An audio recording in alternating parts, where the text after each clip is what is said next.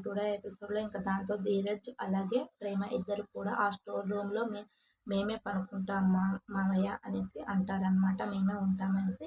ఇంకా కొత్తగా పెళ్ళైన మీరు అక్కడ ఉండటం కరెక్ట్ కాదు నాన్న.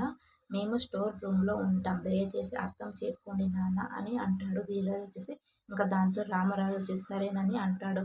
ఆరు బయట పడుకుంటే నలుగురు 4 రకాలుగా అయితే అనుకుంటారని తెగ బాధపడిపోయాడు రామారావు వచ్చేసి. ఇప్పుడు చిన్న కోడలనైతే స్టోర్ రూమ్‌కైతే పంపిస్తున్నాడు కదా! నిజంగానే వీడి చర్యలైతే ఊహాతీతంగా అయితే ఉన్నాయి.